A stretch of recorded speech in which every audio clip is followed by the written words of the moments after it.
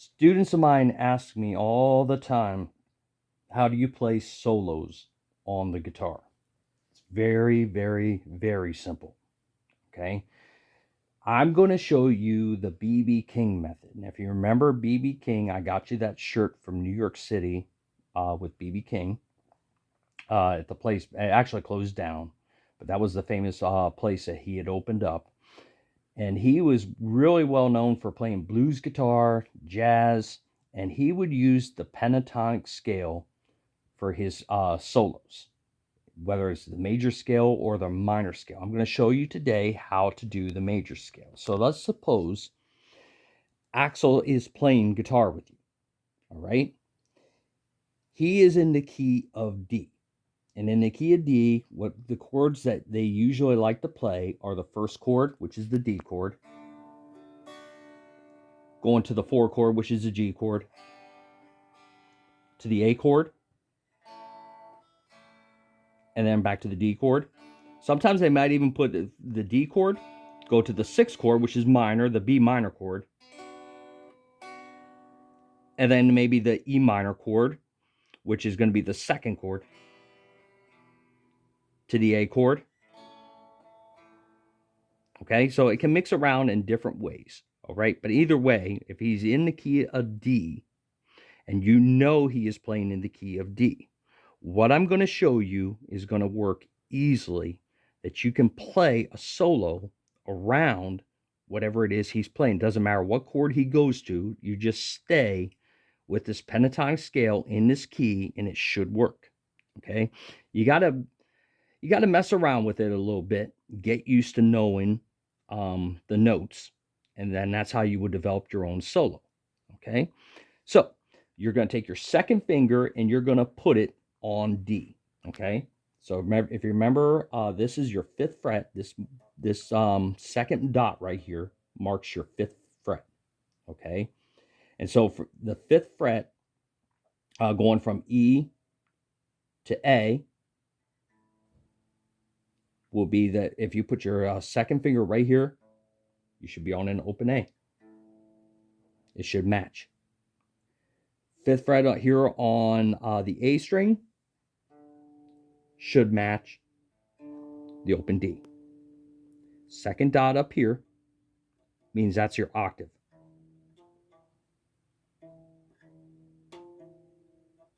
Okay?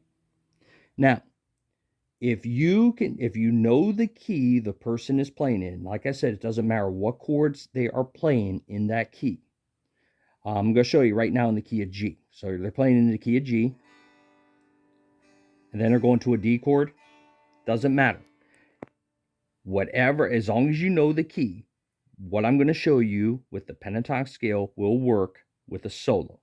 Okay? Start with your 2nd finger on the G. You're going to play the 1st note, the 3rd note, and the 5th note of the scale, which basically is your chord. So in the key of G, you're playing the G, the B, and the D. That's the same thing as a G chord. But in order to make it pentatonic, you also have to include the 2nd note of the scale and the 6th note of the scale. So in the key of G, you will be adding the G, the A, going to the B, going to the D, and then adding the E. In order to do that, you go 2, 4, 1, 4, 1, 4, and then 1, 3.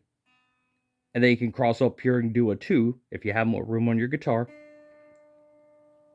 And then what I do is I make a solo out of that.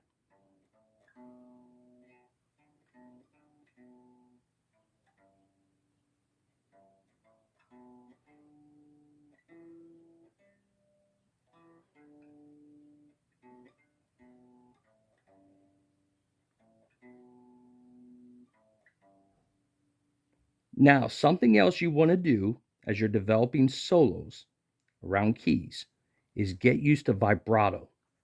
I drink a lot of coffee, so vibrato comes a little naturally for me, as you probably know with my coffee drinking.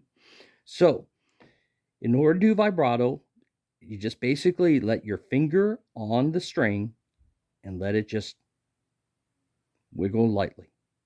Don't force it, or else you're going to shake your whole guitar.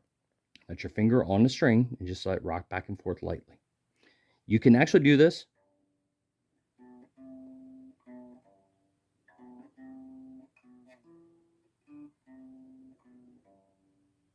with open strings, and you can do it, with one string at a time, one note at a time. You can even do it on open strings by vibrating the string below it or above it. So when I hit the A string and I vibrate the E string, I still get a vibrato. I can vibrate chords, which are great with electric guitars.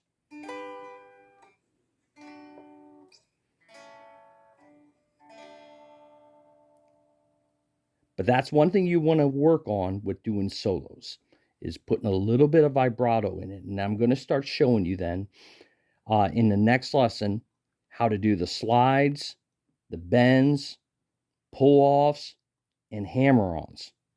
These work great with guitar solos.